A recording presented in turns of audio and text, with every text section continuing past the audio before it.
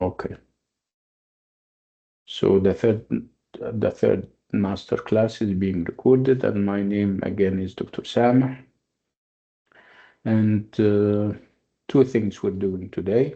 We're going to finish at 4:30, and then we move to do the in-class activity. I'm sure you have so many questions about the in-class activities, and we're going to address that. But there is no need to kind of panic or anything. It's easy. It's man,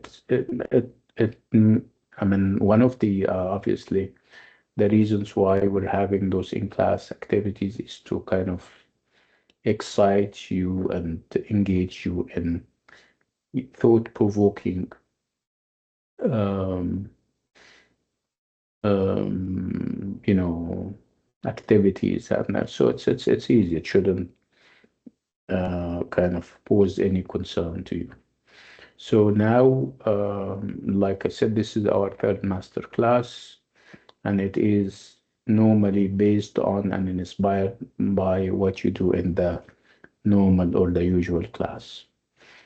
So today we're doing specifically picture books, and we're focusing more on the Tale of Peter Rabbit. Spoke about it in class, and I'm sure other people in other classes have, they are not halfway through, at least they have started discussions about the Tale of Peter Rabbit. So let me address those people. Let me talk to them. Let me talk to those who do not belong to my class. And now when the Tale of Peter Rabbit is dropped, I mean, if we mention it, what comes to your mind? Come to the mic and share with us. Again, I'm talking to those who do not belong with me. How many are you? I mean, those who are from other classes. Raise your hand. Let's start in this way. Okay, so we have Sarah, the Sattar, we have Haya, Mariam, Hala, okay, and Ragat. Yeah, okay. Bye. Thank you. Drop your hands. Okay. And Iman, of course. So whatever comes to mind when I mention the title, the Tale of Peter Rabbit, and I'm talking to people from other classes. Mariam, are you raising your hand, or you forgot your hand raised, or what? Yes. Yeah, tell us about it.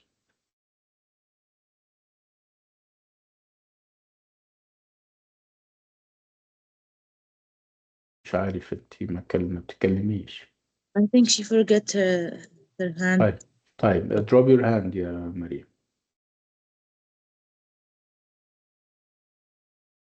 Okay, thank you. Sorry. So let's talk about the Tale of Peter Rabbit, everyone. What comes to mind, immediately comes to mind when I mention the Tale of Peter Rabbit, in terms of themes, in terms of plot, in terms of everything. So whatever comes to mind, come to the mic and share. Raise your hand if you have something to share with us. Yalla, Sarah Abdul Sattar.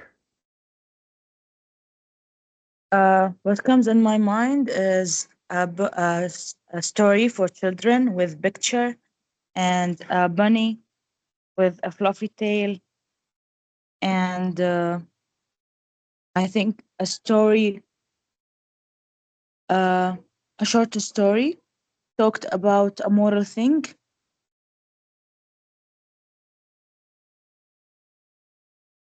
Your mic is closed, doctor. Okay, good. So let's have some focus here. Sarah, you're talking about so many things. So if tell us the plot. Do you know what a plot is? The storyline. What's happening, when and Yes, where and why, this and by story whom? is about a family rabbit, or family of rabbits, a mother and four rabbits, a sibling rabbits. They live in under the root of a big tree, and their father was, I think, searching in a garden belonged to Mr. McAgory, and he killed, or he get caught by Mr. Kaguri, and they make him a rabbit pie. So the mother told the rabbits, "Don't go near this garden." But the Peter rabbit was naughty, and uh, he is not obedient. So he he make an adventure in Mr. McAgory garden. And at the end of the story, after this uh, tragic uh, adventure, he came back to his mother, uh, so scared and frightened, and he, at the end, being sick from scaring. Okay, that's interesting. So this is the basic storyline. Again, this is obviously the surface level of things. There is obviously deeper levels, and this is what we had been engaged in talking about the deeper and profound meanings, right? So we've been also talking about, perhaps big issues. And sometimes we think that we're carrying it to extremes, and it's such a simple type of literature meant to perhaps please and appease children, and that would be it. But obviously, we take it to new levels. I mean, given the fact that we have our own backgrounds, and you cannot really uh, deal with literature in your fourth year, in your graduating year or semester, the way you used to deal with literature when you were only a first year student. There is a great deal of nuance that has kind of taken over. You're now um, above and over things in terms of the tools that you use in analysis. And this is what we want. We want you to leave the course with a toolkit of analysis that can apply here and there. So again, in terms of ideas and issues, what comes to your mind? We spoke about a number of polarities, a number of binaries, and I would like to listen to them again. Come to the mic and give me perhaps broad lines that we can fill later. They can inspire us and engage in discussions and debates. Still remember any of the hot issues that we engaged in last time? Yeah, let's have Hala and then move to Sufan. We could talk about how the story teaches children about the consequences of disobeying, like your mother, or the rules or the laws. So the moral lesson about the story, it teaches you, because Peter disobeyed his mother and went into Mr. McGregor's house garden. Sorry. So the consequence of his action, he became Yeah, sick and only drank his tea and then went to bed. But his sisters, his other three sisters, ate some milk, bread, and blueberries. yeah. So it's So like it's teaching about, a moral lesson for children. yeah, it's about actions and their consequences, right? Yes. Yeah, yeah, the good and the bad, calculating, not calculating, right? Yeah, that's good. That's good, Yahala. Thank you so much for that. Sufana?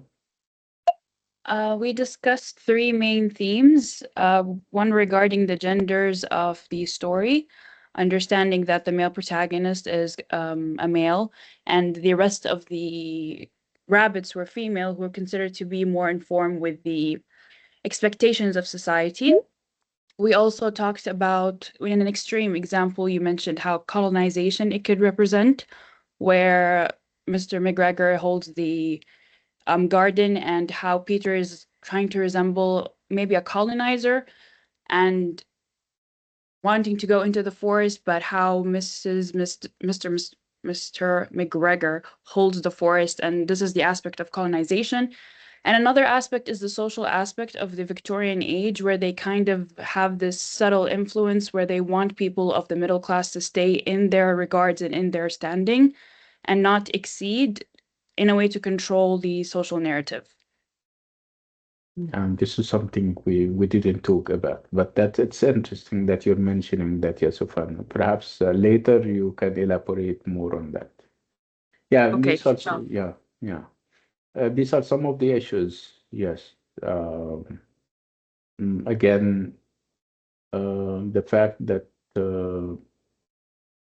and this is typical, the text, because it's only a text, it feels dummy sometimes. It stays silent on issues, and that's why we're saying that the image is very key, is very central to a full appreciation and understanding of what is happening, right? Where there were many situations where you wouldn't be able to get to the core of what the writer really means unless and until you go to the picture and kind of unlock its secrets. Remember, when we spoke about pictures, we said that pictures are uh, full of symbolism, full of codes, and we need to kind of crack those codes. I mean, having to do with the colors used, with the backgrounds, the changing backgrounds, and what they express and how they express what they express. We spoke about the characters, where they are on the page, they're small or big, their relation in terms of when they are presented at the same time, the angle of vision through which we're looking at those different characters. So these are things that you need to keep in mind while inspecting this picture book. And I'm saying inspecting, but because it's not only reading that you're doing, you're also looking at the pictures and looking at them very thoroughly to come up with conclusions and meanings. Um, One of the issues that we keep referring or going back to is the idea of moral ambiguity, the fact that um, you don't really know where the character, I mean, the writer stands. You don't know whether the end is meant to be a cautionary tale, for example, telling people to uh, to keep in line, to obey their superiors and whatever authority they are um, subject to. And you don't really know whether this is what is meant, or perhaps the chamomile tea was a remedy, and you give people a remedy because you have their welfare and well-being in mind. So you're not punishing them, actually, you're rewarding them. So this is the moral ambiguity that we are, and the moral quandary that we sometimes feel. You cannot really safely say that this was a punishment or this was really a reward.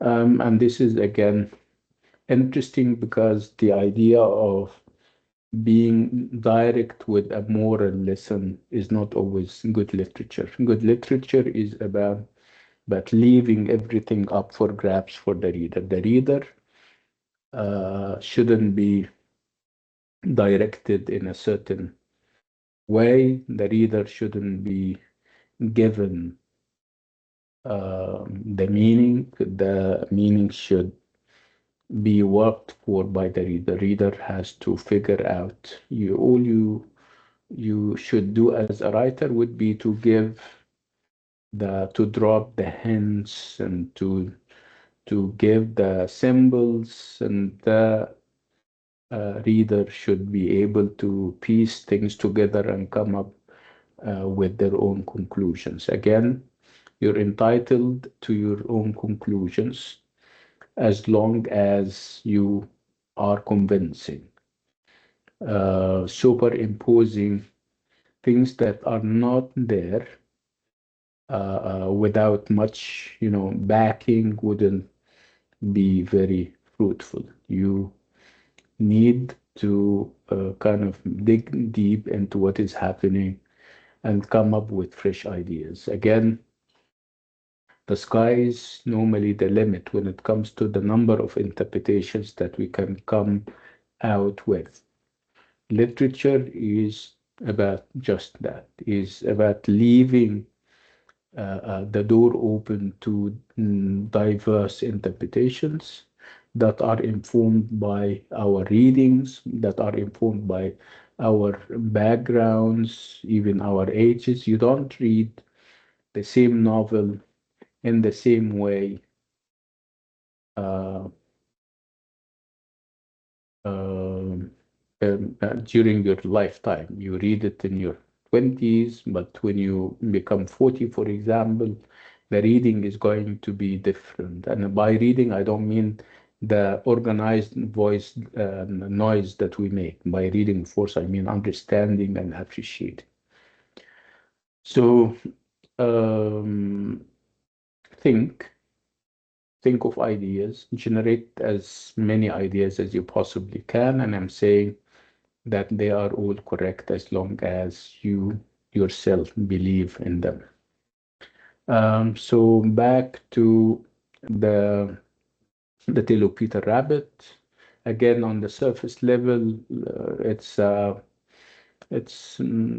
kind of a simple storyline. This is something typical that we can even see and meet every day in terms of cartoons, in terms of animations, and the pattern gets repeated and is also anticipated and expected. What is perhaps not anticipated or expected is your reaction to them as a reader. Okay, so you can make um, a lot of imagined scenarios again because of the amount of reading that you bring to the picture book. So no picture book is simple or simplistic, no novel, unless you make of it. And again, it depends on what kind of background you're bringing. And also, that reminds me of what people normally say. They say that there is a theory, actually. It's called the reader response theory. And with this theory, people believe that you reading the story is a recreation of the story, as if you're creating the story afresh, because you're adding from your experiences, from your worldviews, and you end up having your own story, if you like. And this is what we have been seeing even with Tom's Midnight God. Okay, so let's take um, one issue at a time. Let's start with the idea, and I'm not going to start with gender roles because uh, we've been engaged in talk about it the other day. I mean, me, Sufana, and Najwa. And let's start with something perhaps less controversial, right? Let's talk about uh, how you look at the end of the story. And let's talk about your first impressions, or you and the level that you arrived at when you read the story and you finished, and you also read the end of the story. Did you consider it a cautionary tale? Cautionary tale means it's a story that teaches you a lesson, a moral lesson. And a cautionary tale because it cautions you against something. There is always a measure of hardships and trials and tribulations that the character goes through. And it is meant to tell you, see, if you do this, this is going to be your fate. You are going to meet this and that. So we normally refer to this kind of literature as cautionary tales.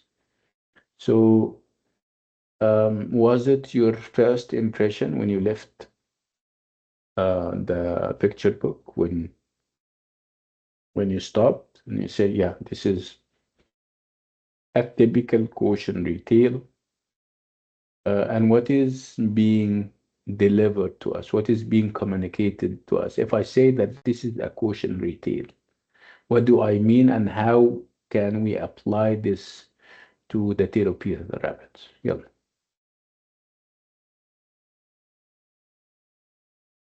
So we're saying that the tale of Peter Rabbit is a cautionary tale, whatever we mean by that.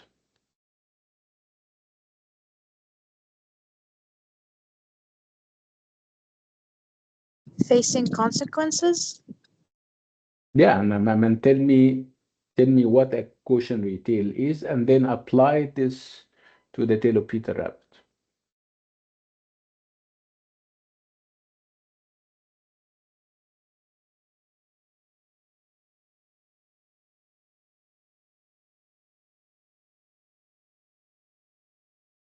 Mm, The story is, we can say that it's warning about disobedience, mhm, going against. At the beginning, when I first read it, it gives me that you should follow what you're being taught to mhm, follow the herd. But mm, the second I read it again with a bit more of understanding, this is where I came with the idea of social differences. mhm.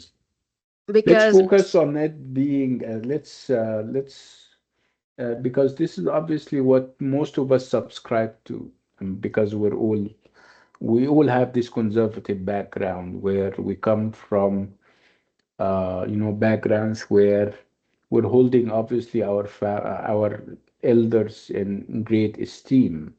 We obey them no matter what, um, right? So if you put this in the context of the picture book, and then we're saying that this is a cautionary tale, it means that we are cautioning people, or we are cautioning children, let's be more specific, against something. There is something that Peter did that society, conservative society, is not very happy about, and there is, or there are consequences for that. And this sense, the tale is a cautionary tale. So can we elaborate on this idea? This is what I'm trying to say, or perhaps drive home. So what is it that we're not happy about as a conservative individuals? Not all of us, of course. We were not perhaps happy about the fact that he turned his back on his mom and didn't do a single thing of what she did or what she said.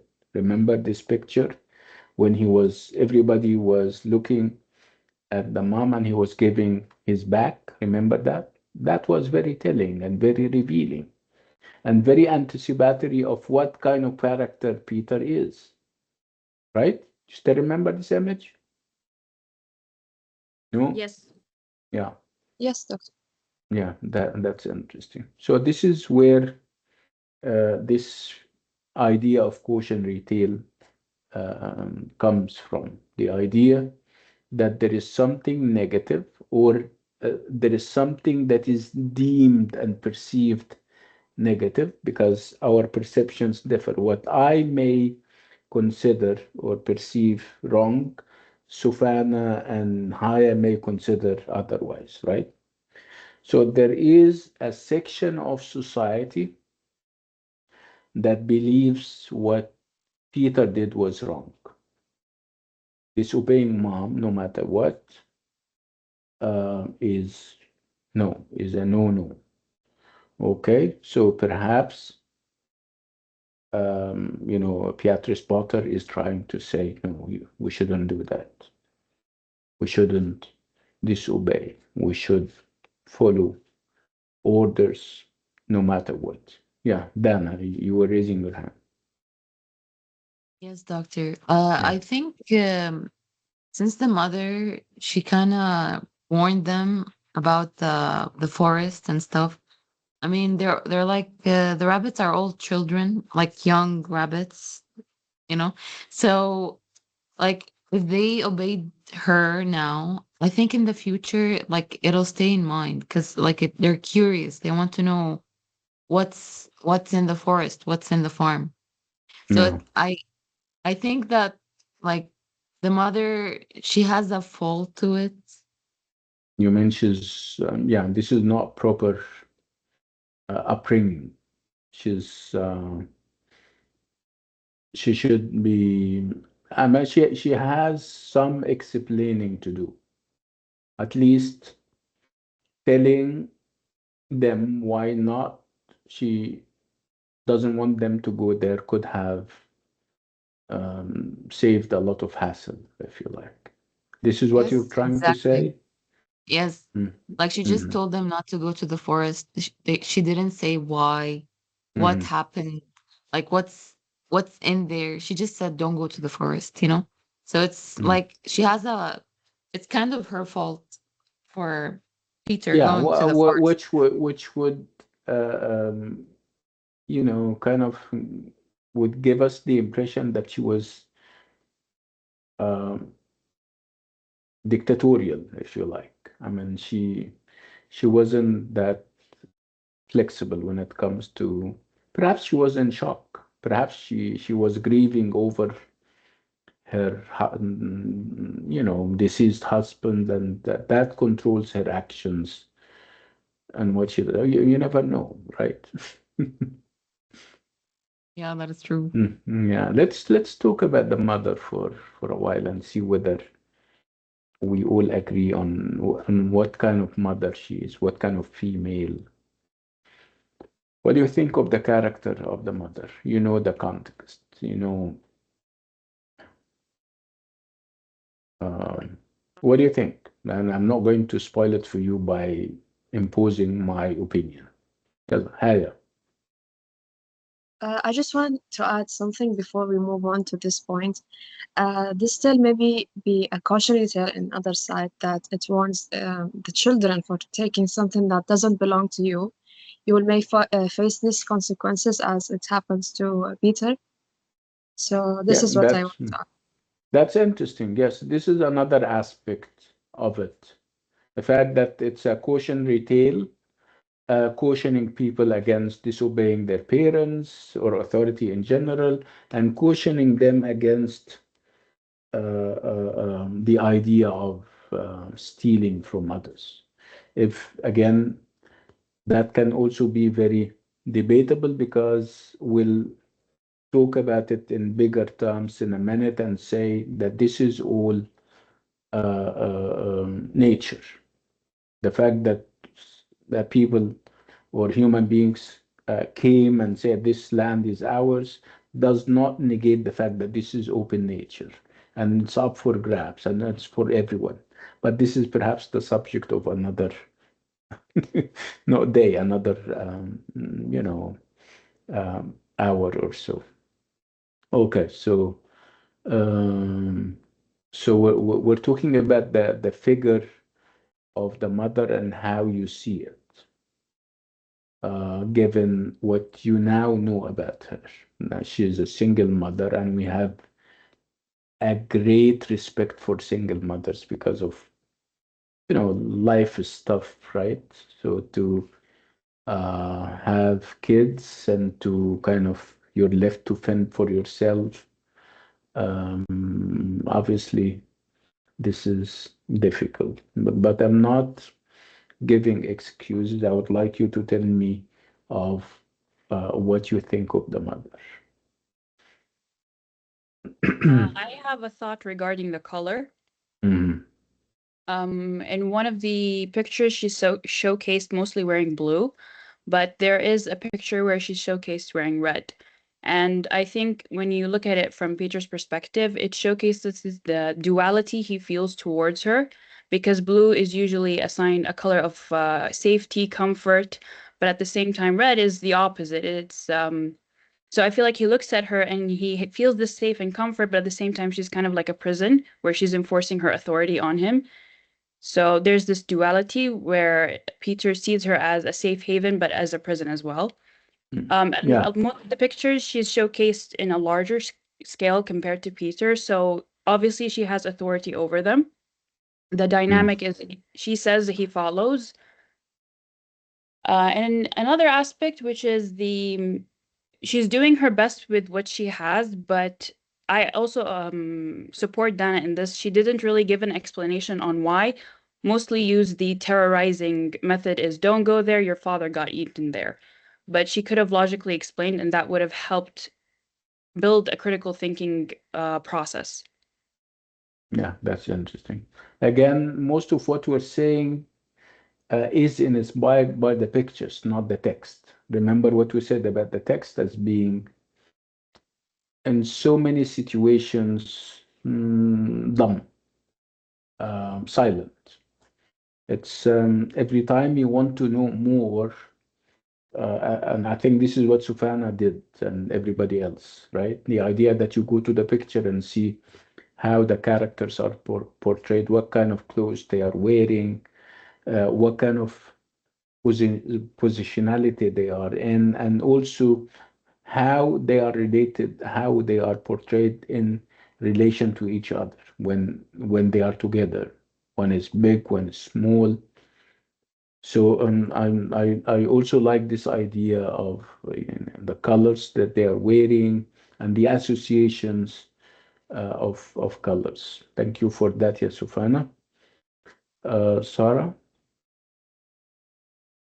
I see the mother as careless because she didn't ask Peter why he is scared, why he lose his jacket and his uh, shoes.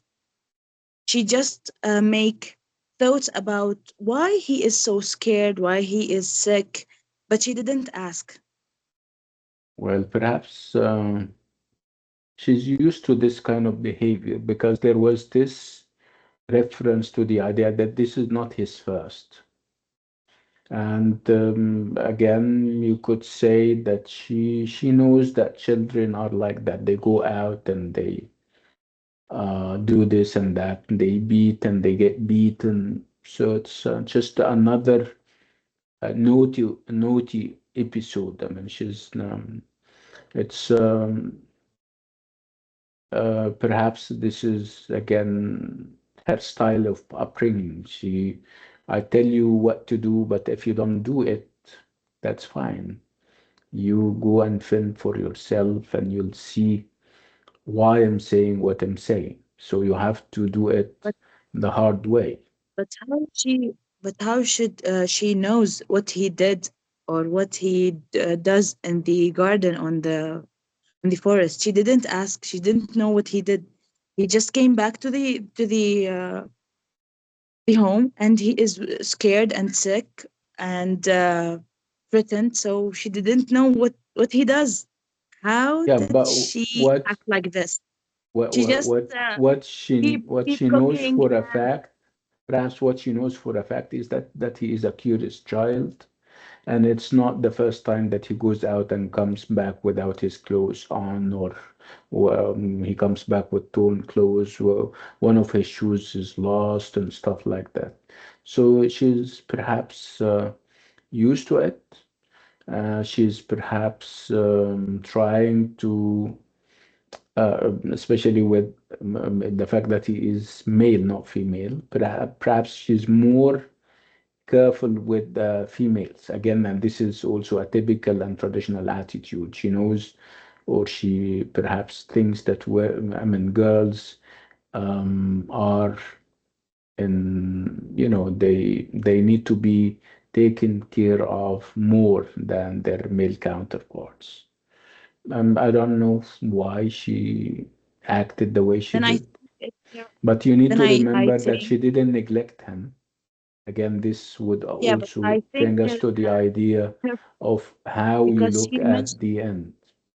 She nursed him back to health by offering chamomile, which may be plain, which may be dry, and not very tasty indeed. But again, this is a remedy. This is okay, bringing I him think back. it's Yeah. her fault because she know his her son or her male rabbit is curious, has curiosity, and he is naughty. So why should I mention that this garden is dangerous and don't go in it and don't be near of it and don't say the consequences of that? Well, I know my uh, son, my daughter, or whatever. I should tell the consequences because I know my son will have a curiosity about something. you never know whether obviously, nature is bigger than just Mr. McGruger's place. She may, she was not pointing to only Mr. McGruger. She was talking about nature in general, and perhaps it didn't occur to her that he is not going to listen. Perhaps when he came back, because it's wild nature, it's not restricted to having Matt Ruger running after him, because perhaps a lion ran after him, or a monkey, or right. Um, Perhaps because the focus was on Mr. McGruger, we tend to reduce the whole story to this binary or polarity, McGruger on one hand and Peter's family on the other. But obviously, she could have been referring to everything else in nature. Yeah, somebody wanted to say something, raised her hand and then dropped it. Um, I think somebody wrote something also in the chat. So she could be tired since she just came home as well from her own outing. Yeah, it could be a lot of things. Again, it could be a style of parenting where you leave your male kid on his own to face the consequences on his own. I just tell you once that this is this can hurt you. If you don't listen, you face the music, you meet the consequences. Then you learn your lesson. Again, this is if we believe that what he did was bad or wrong. Again, there is a great deal of talk on this, whether we agree that what he did was wrong, or whether we think that he is kind of perhaps a freedom fighter, somebody who is fighting authority. And yeah, let's have Najwa on board. Go ahead, yeah, Najwa. Yes, I want to mention something that Sopana talked about the other day, uh, about that the mother is actually the type of mother who would use fear to like control or something, يعني take authority of her kids. And yeah, there's actually a lot of uh, mothers who uses this as a technique to يعني Yeah, control. So sorry. yes, yeah, and that we were all born and raised in households where those scary tactics were deployed. When you talk about Ummina al-Ghula, I remember back where I come from, and there was this talk about a mythical monster called al what else? I'm sure in our different cultures we invoke mythical monstrous figures to and animals to kind of ask our kids to behave. Do we have other examples? Perhaps. Yes, Yeah. البعبع, I have انسلامية. There's a yes. lot. Yes, yeah, that's true, yes. And sometimes She it could have works. been a type of type of mother who would encourages good behavior over uh, bad behavior instead of just using fear to make them follow the rules. يعني. Yeah, we need to also remember that those were different times. I mean, we're talking about families where the level of education was not that high, right?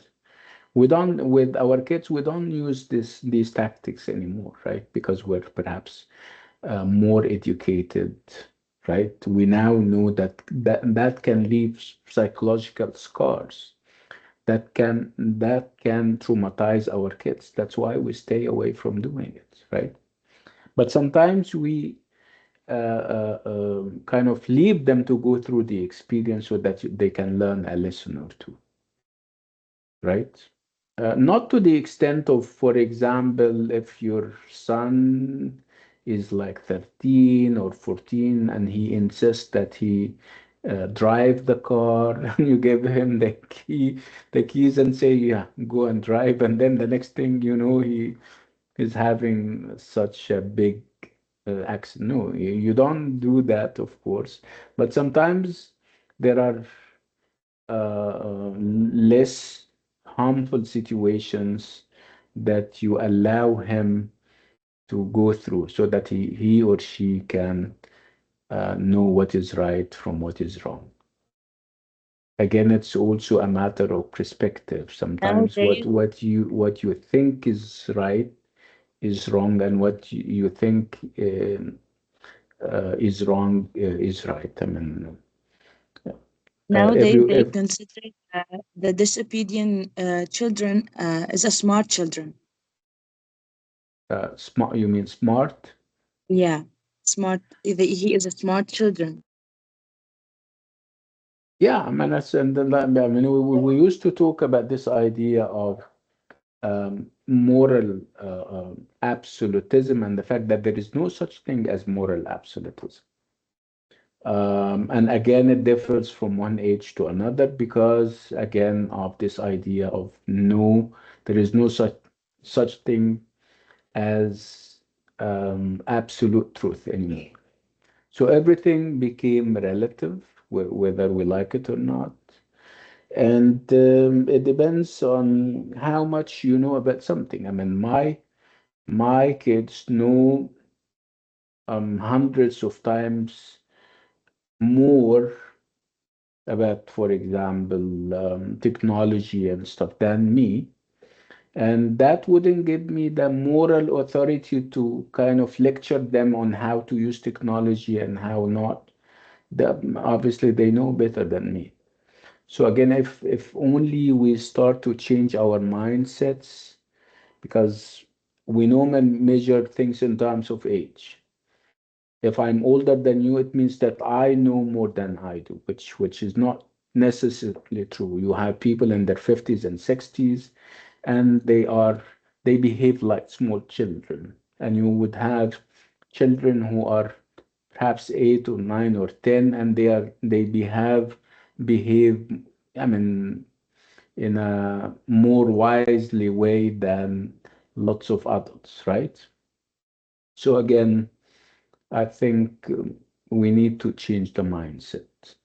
It's not about age anymore, right? Yeah, somebody wanted to say something. Come to the mic.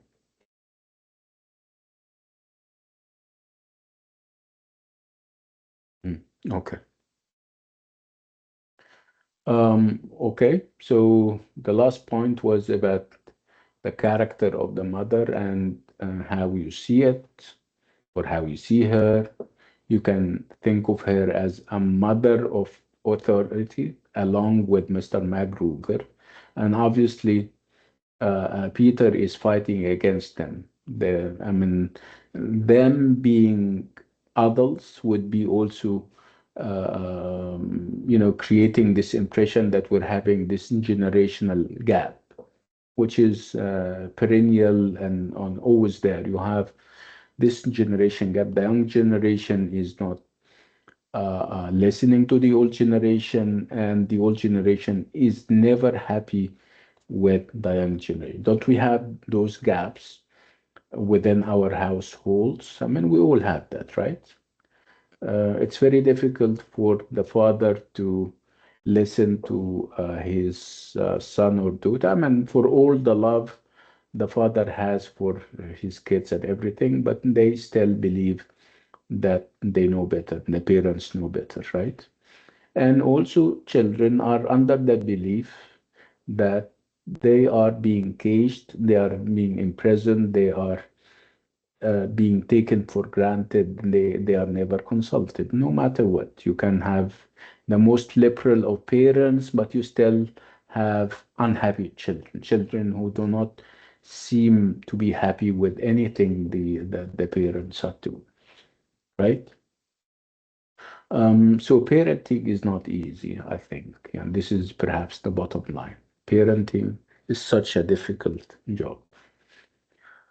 So the mother is a figure of authority, again, by disobeying her. Obviously, he is not disobeying the mother that he loves, the mother that he respects and cares. He disobeys the image of the of authority in her.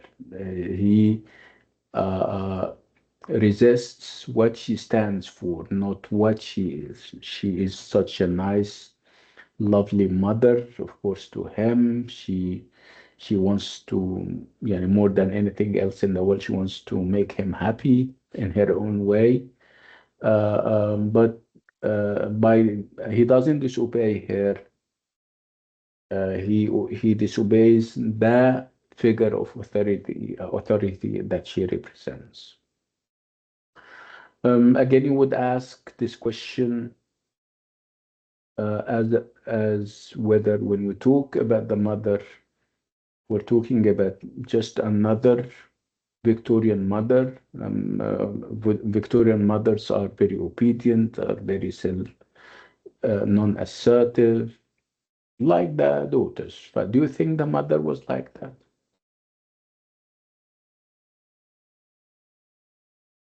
Add the dimension that she is a single mom with the modern 21st century associations of a single mom.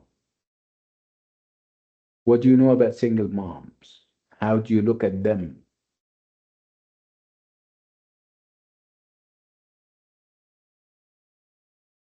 Yeah, Noor. Yes, doctor. They are like warriors. They are so Yeah. strong and Sheroes. I mean, I heard this expression. Let me share it with you. They say they refer to men as heroes and to women as sheroes. But she's a shero, right? Yeah. Yeah, yeah, go on, Noor. yeah, they are overprotective because they think now it's all their responsibilities. So no one can help, and they want to face everything. And they have inside a challenge that they want their kids to be the best. So Mm. they are trying extra effort to make that, and they want to stay out of trouble, of course, because they don't want to give themselves extra burden. Burden, They, yes, absolutely. Yeah, yeah, that's like true. that. Yeah, thank you, Noor. Thank you. Okay. So she's a single mom, right? With all the associations of a single mom, hardworking, very protective of her kids because they are the only thing that she has in the world, obviously. And sometimes being a single mom can be very restricting for the kids because, um, yeah, and like I said, and like Noor said, she can be overprotective and asking excessive questions. Where are you? Where did you go there? Who do you talk to and stuff like that. So, uh, the mother here is not just another Victorian mother. No, she is reversing the gender roles, unlike her daughters, right?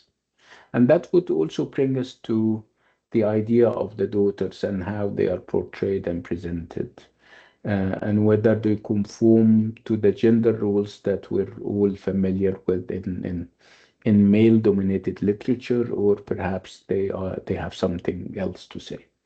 So what do you think of the girls and how they are portrayed?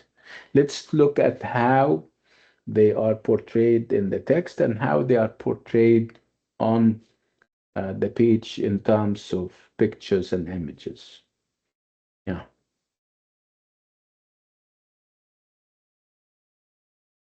Any ideas?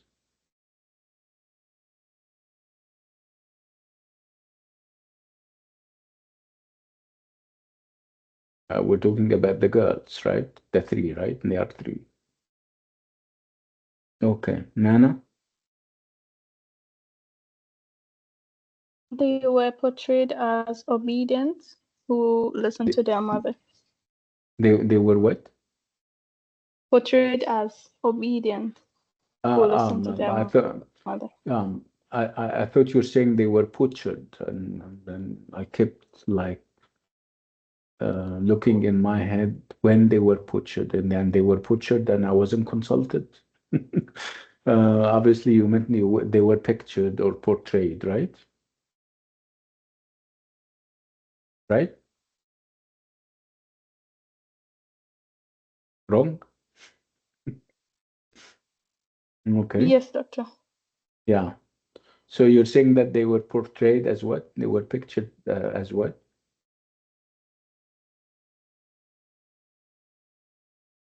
As obedient, and they listened to their mother. Yeah. Which is, I'm asking you, Yanana, which is good or bad? What do you think? It's good. It's always good. Um, yes, I think to some extent. Yeah. Yeah, to some extent. There are situations where you have to at least know why you're being told to do this or do that. You have at least a right to know why you have to behave in a certain way, right? Okay, let's have other people talk about the girls, and perhaps if you can compare them to the boy and see whether they are similar, perhaps different. Yeah, let's have a talk on that and about that. And I In think the we're narrative, coming we're coming near to the issues that Sufana raised the other day about this element of biology and calculating species. Let's talk about that. I would love to hear that again, yeah, Sufana. So it's very okay, interesting. thank you. But Mm, before that, I wanted to highlight the color difference as well here in the mm, story for the girls yeah. because they're wearing red and Peter Mm, is wearing blue. They especially showcase in the picture where Peter is giving their back to them. So I think mm, he rejects them as in they are following what is being told and he doesn't like that and that's why he's mm, giving them his back and they are also wearing red which to him feels like a threat to his identity and his choice. So Hmm. he dislikes this aspect of them. I So would say it's that. you're trying to imply, perhaps in you don't mean it, but perhaps you're trying to say that this is like a female conspiracy against them. No, it's not a female. He just doesn't like the fact that they're following the herd. Uh, yeah. Okay. Go on. Oh, that's it. I'm not gonna open that discussion again. Yeah, yeah, people can listen to it, and I think we made a like a podcast out of it. If anyone is interested, we can share that with them. I think we also have a visual presentation of just that, and I think when we come back from the break in 10 minutes, we can start those lovely visual presentations. But I'll see you in 10 minutes, inshallah. inshallah.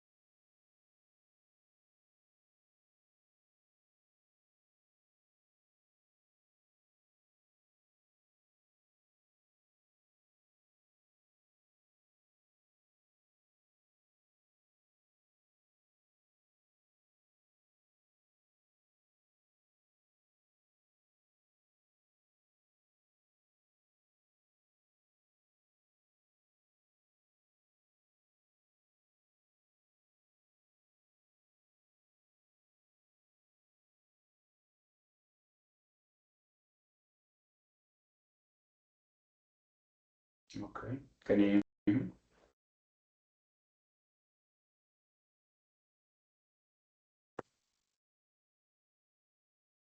Hello? Yes, doctor, we can hear you. Okay, fine.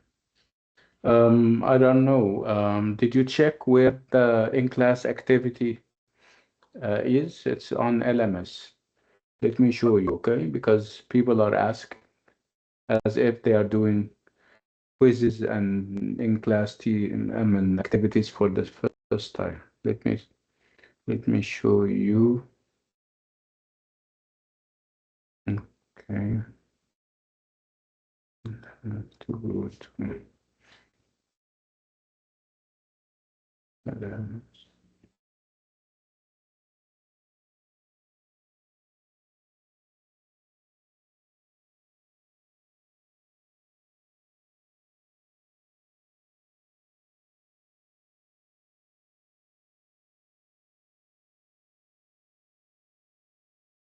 For some reason, the internet is very slow.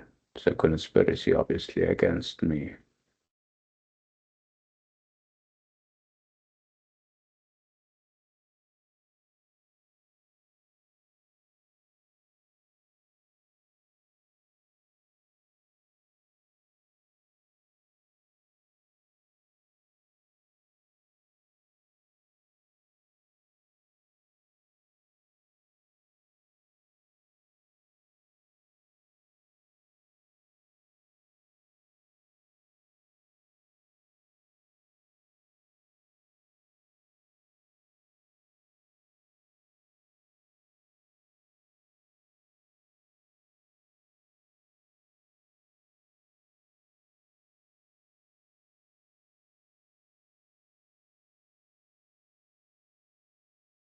Can you see that?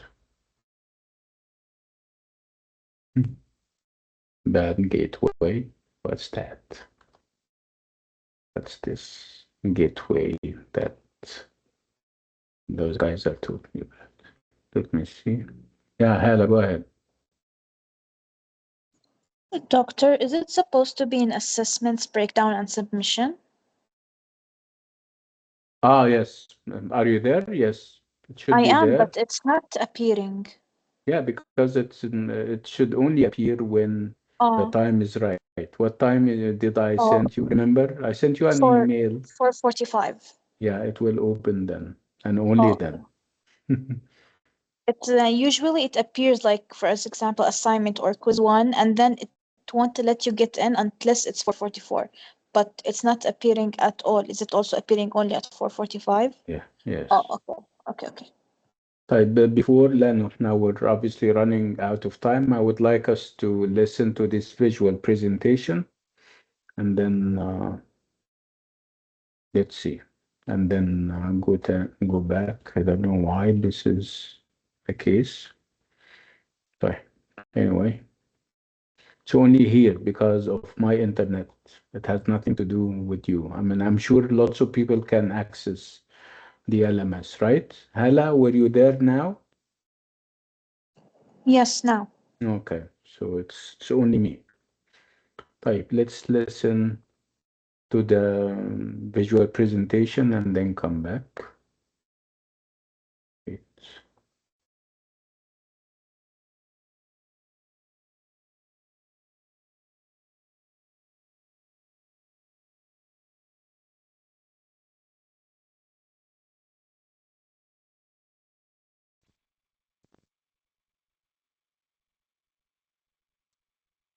Yeah, we're here. And I think we're also ready.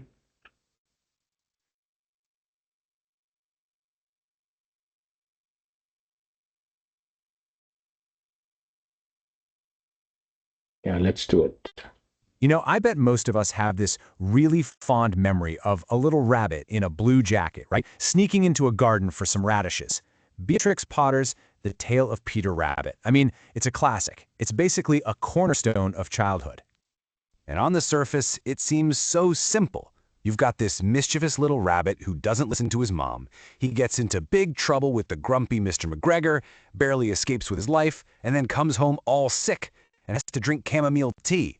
all while his good little sisters get to have a delicious supper. But what if I told you that simple children's story is actually a super complex text, just layered with hidden meanings? Meanings about revolution, gender roles, and even colonialism.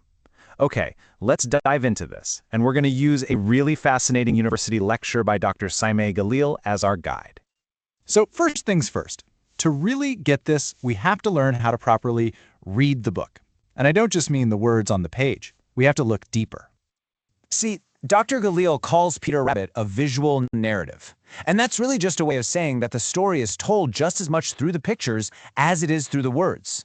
The illustrations aren't just there to look pretty, they're packed with these codes that we, the readers, have to crack to get the full story. The words and pictures, they're two halves of the same puzzle. So, how do we crack these visual codes? Well, we have to pay super close attention to the choices Beatrix Potter made. Like, where are the characters on the page? How big are they compared to everything else? What's going on with the colors? Potter was so brilliant at this, she even used the physical act of you turning the page to build suspense. It's incredible. Okay, so if we start looking at the book this way, what's the hidden story that the pictures start to reveal when you put them together with the words? Now, this idea of reading the pictures isn't totally new. In fact, to really get what Potter was up to, you have to realize she was plugging into a storytelling tradition that is thousands of years old. The key concept here is anthropomorphism. You've heard of it, right? It's that technique of giving animals human qualities. You know, they wear clothes, they talk, they have these really complex feelings. It's a classic way for storytellers to dig into some very human ideas, but through characters that aren't human at all. So Beatrix Potter wasn't just inventing this from scratch in 1902. Nope, she was taking part in this massive literary tradition that stretches way, way back to the Greek writer Aesop and his famous fables. Using animals to teach human lessons, that's an ancient art form. And this is where it gets really compelling. What lesson was Potter actually trying to teach? Because the answer is, well, it's not clear at all. Is this story a warning to just obey your parents, or is it a quiet call for revolution? I mean, on the one hand, you can totally read this as a cautionary tale. Peter disobeys, he suffers, he gets punished. The moral? Listen to your mom. But you can flip it and see it as this revolutionary statement. Peter challenges authority, he survives by being clever, and he actually grows up through the struggle. The adventure itself is the reward. Dr. Galil points out that Potter stays completely ambivalent. She never tips her hand and tells you which side to take. And that ambivalence, that uncertainty, it's like a key that unlocks even deeper interpretations. Especially when we start looking at the story through the lens of gender, power, and property. Just think about the characters for a second. You've got Peter, the male character. He's the one who's active, he's the hero, he takes risks, and he grows because of them. And then you have his sisters, Flopsy, Mopsy, and Cottontail. How are they described? Docile, submissive, obedient. They just follow the rules and stay safe.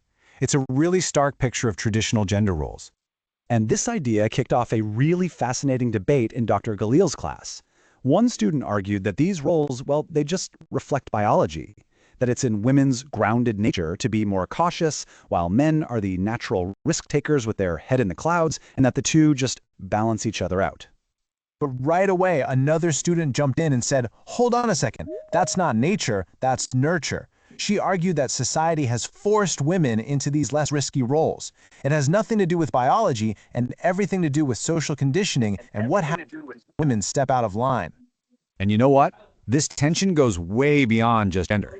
The book's central conflict, the main event, Peter versus Mr. McGregor, can be seen as a showdown between two totally different ways of looking at the entire world. Think about it from Peter's point of view. For him, the world is an open space. Nature is up for grabs. He's just trying to survive, take in what he needs. But for Mr. McGregor, the world is all about private property, fences, artificial boundaries, and this desire to control and expand. Dr. Galil actually frames this as a conflict between the colonized and the colonizer, a huge struggle over land, resources, and freedom itself. All right, so after peeling back all these layers from the visual codes to ancient traditions to these deep social critiques, where does that leave us with our simple little story about a naughty rabbit? It brings us right back to Dr. Galil's most powerful insight, and it's a great one. The meaning is always up for grabs. The real genius of the tale of Peter Rabbit isn't that it has one single clear moral. It's that its beautiful ambiguity allows it to be all of these things at once. It's a kid's adventure, it's a parent's warning, and it's a profound commentary on the world. It really just shows that sometimes the simplest packages hide the most complex ideas, just waiting there for us to crack the code. So here's a thought for you. The next time you pick up a favorite story from your childhood, ask yourself what revolutions, what power struggles might be hiding just beneath the surface.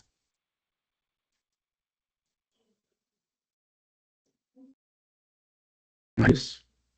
A lot of insights, right? Very interesting. It consolidates what we've been talking about. So what are some of the takeaways, if any?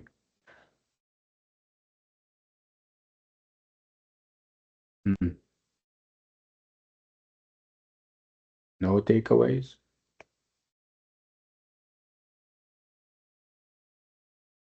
No.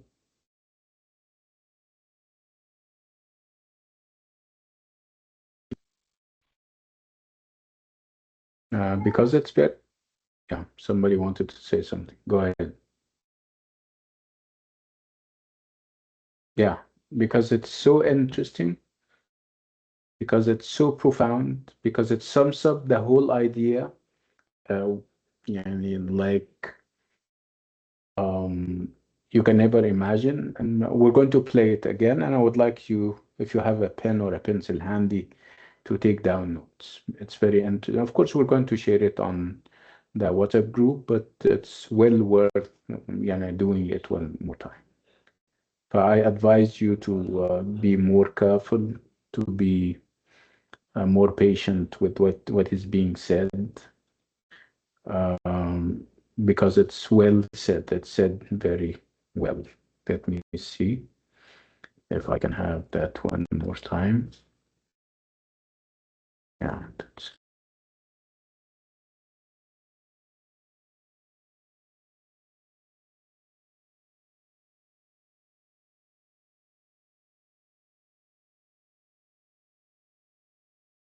make sure that I added sounds.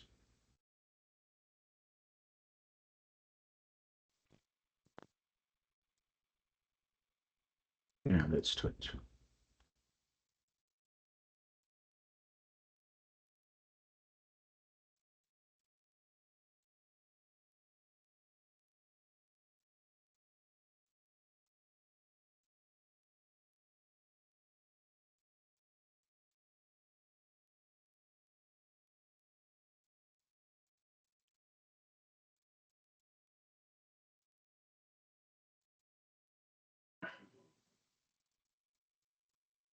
Doctor, there is no voice.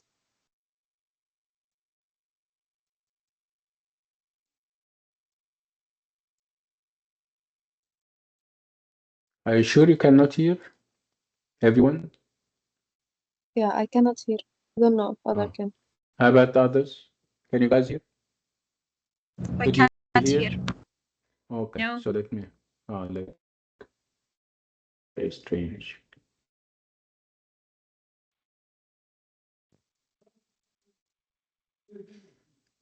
Children's story Can you hear now?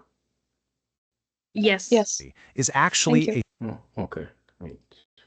Yes. I bet most of us have this really fond memory of a little rabbit in a blue jacket, right? Sneaking into a garden for some radishes. Beatrix Potter's The Tale of Peter Rabbit. I mean, it's a classic. It's basically a cornerstone of childhood. And on the surface, it seems so simple. You've got this mischievous little rabbit who doesn't listen to his mom. He gets into big trouble with the grumpy Mr. McGregor, barely escapes with his life, and then comes home all sick and has to drink chamomile tea, all while his good little sisters get to have a delicious supper. But what if I told you that simple children's story is actually a super complex text, just layered with hidden meanings? Meanings about revolution, gender roles, and even colonialism. Okay, let's dive into this, and we're going to use a really fascinating university lecture by Dr. Saime Galil as our guide. So first things first, to really get this, we have to learn how to properly read the book. And I don't just mean the words on the page. We have to look deeper. See, Dr. Galil calls Peter Rabbit a visual narrative. And that's really just a way of saying that the story is told just as much through the pictures as it is through the words. The illustrations aren't just there to look pretty, they're packed with these codes that we, the readers, have to crack to get the full story. The words and pictures, they're two halves of the same puzzle. So, how do we crack these visual codes? Well, we have to pay super close attention to the choices Beatrix Potter made. Like, where are the characters on the page? How big are they compared to everything else? What's going on with the colors? Potter was so brilliant at this, she even used the physical act of you turning the page to build suspense. It's incredible. Okay, so if we start looking at the book this way, what's the hidden story that the pictures start to reveal when you put them together with the words? Now, this idea of reading the pictures isn't totally new. In fact, to really get what Potter was up to, you have to realize she was plugging into a storytelling tradition that is thousands of years old. The key concept here is anthropomorphism. You've heard of it, right? It's that technique of giving animals human qualities. You know, they wear clothes, they talk, they have these really complex feelings. It's a classic way for storytellers to dig into some very human ideas, but through characters that aren't human at all. So Beatrix Potter wasn't just inventing this from scratch in 1902. Nope, she was taking part in this massive literary tradition that stretches way, way back to the Greek writer Aesop and his famous fables. Using animals to teach human lessons, that's an ancient art form. And this is where it gets really compelling. What lesson was Potter actually trying to teach? Because the answer is, well, it's not clear at all. Is this story a warning to just obey your parents, or is it a quiet call for revolution? I mean, on the one hand, you can totally read this as a cautionary tale. Peter disobeys, he suffers, he gets punished. The moral? Listen to your mom. But you can flip it and see it as this revolutionary statement. Peter challenges authority, he survives by being clever, and he actually grows up through the struggle. The adventure itself is the reward. Dr. Galil points out that Potter stays completely ambivalent. She never tips her hand and tells you which side to take. And that ambivalence, that uncertainty, it's like a key that unlocks even deeper interpretations. Especially when we start looking at the story through the lens of gender, power, and property. Just think about the characters for a second. You've got Peter, the male character. He's the one who's active, he's the hero, he takes risks, and he grows because of them. And then you have his sisters, Flopsy, Mopsy, and Cottontail. How are they described? Docile, submissive, obedient. They just follow the rules and stay safe. It's a really stark picture of traditional gender roles. And this idea kicked off a really fascinating debate in Dr. Galil's class. One student argued that these roles, well, they just reflect biology, that it's in women's grounded nature to be more cautious, while men are the natural risk takers with their head in the clouds, and that the two just balance each other out. But right away, another student jumped in and said, hold on a second, that's not nature, that's nurture. She argued that society has forced women into these less risky roles. It has nothing to do with biology and everything to do with social conditioning and what happens when women step out of line. And you know what? This tension goes way beyond just gender. The book's central conflict, the main event, Peter versus Mr. McGregor, can be seen as a showdown between two totally different ways of looking at the entire world. Think about it from Peter's point of view. For him, the world is an open space. Nature is up for grabs. He's just trying to survive, taking what he needs. But for Mr. McGregor, the world is all about private property, fences, artificial boundaries, and this desire to control and expand. Dr. Galil actually frames this as a conflict between the colonized and the colonizer, a huge struggle over land, resources, and freedom itself. All right, so after peeling back all these layers, from the visual codes to ancient traditions to these deep social critiques, where does that leave us with our simple little story about a naughty rabbit? It brings us right back to Dr. Galil's most powerful insight, and it's a great one. The meaning is always up for grabs. The real genius of The Tale of Peter Rabbit isn't that it has one single clear moral. It's that its beautiful ambiguity allows it to be all of these things at once. It's a kid's adventure, it's a parent's warning, and it's a profound commentary on the world. It really just shows that sometimes the simplest packages hide the most complex ideas, just waiting there for us to crack the code. So here's a thought for you. The next time you pick up a favorite story from your childhood, ask yourself what revolutions, what power struggles might be hiding just beneath the surface. Yeah, very interesting. Okay, so do you think it's I mean, having heard it for the second time, does it make any difference? Yes, sure. Yeah. So what did you take away from this very interesting visual presentation? Yeah, Budur, go ahead. Actually, in this video, when we read any picture book, we should pay attention to both the text and also the visual, because when you have a look on the pictures, it will help us to understand like the hidden messages. For example, usually in the text we saw that like normal and distant tone, but when we look at the pictures, we will live the experience with Tom, which make us sympathize with him. And also, it raises a question whether this story it's about a cautionary story or revolution, which is challenge the authority. Uh, Actually, I don't know what is it is because I feel it is a cautionary story because we saw that if you don't obey your mother, you will go into risks. But at the same time, it's kind of a revolution story because we saw that Peter challenged the authority, which is Mr. McGregor's, because he is the owner of this land. But at the same time, Peter go to this land even if it is not belong to him. And in this case, we saw like two different sides. From Mr. McGregor's point of view, he has the authority to protect his property, but from the animal point of view, nature is for everyone, not only for humans. Yeah, that's interesting. Thank you. Okay. Any other insights?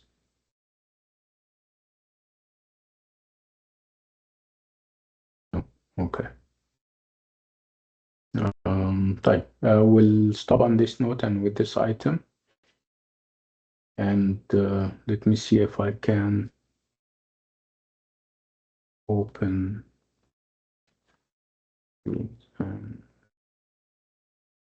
Yeah, found it.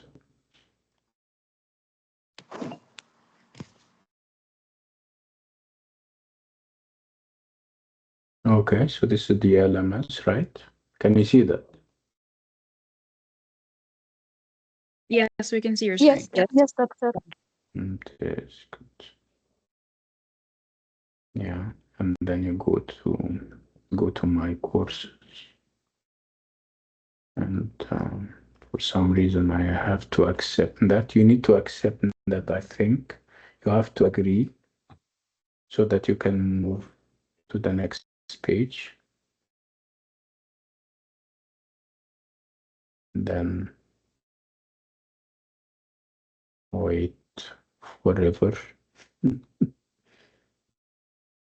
It's currently the same thing for me. It's not loading. That's very strange.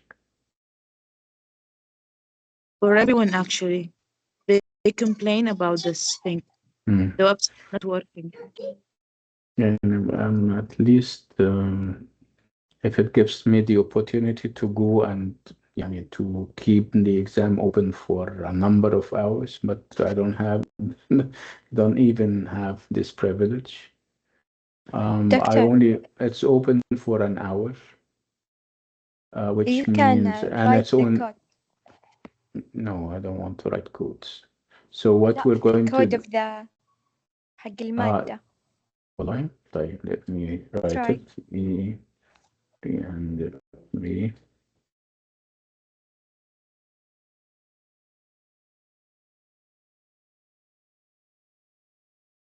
Okay, anyway, it's open for an hour and it's only for 5 minutes. Okay, I keep trying. It's not going to start now. I think it's starting 4:45, right? Doctor. Yeah, doctor, go to the home. Go home and آخر شيء يطلع اسم المادة. Allah. Yes, you can write the code from Okay. the last of the page. All courses, you mean? Should I click here? Yes, بعدين let's write the code. حاضر. إيه.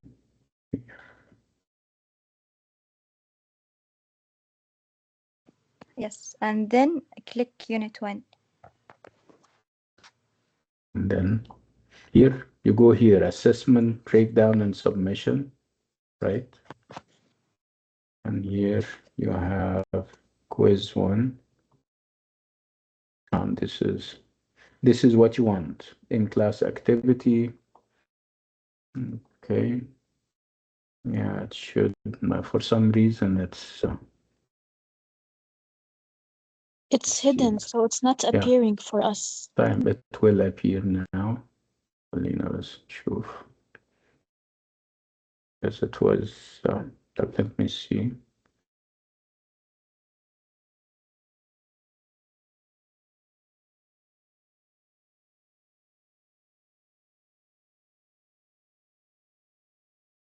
Mhm.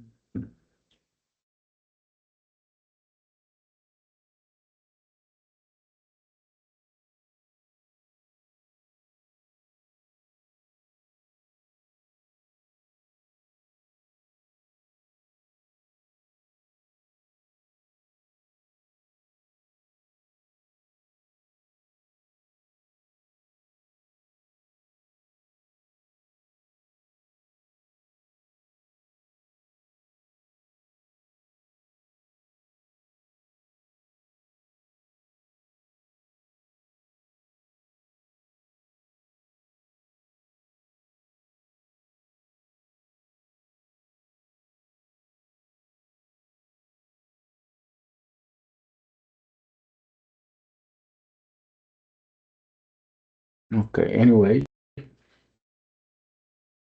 it will open in 2 to 3 minutes, يا جماعة. Okay, okay, everyone. Okay, doctor. Okay, doctor. No, okay, it's only for 5 minutes, which means that it's very easy. يلا, I'll see you inshallah. Assalamu alaikum. مع السلامة دكتور. وعليكم السلام.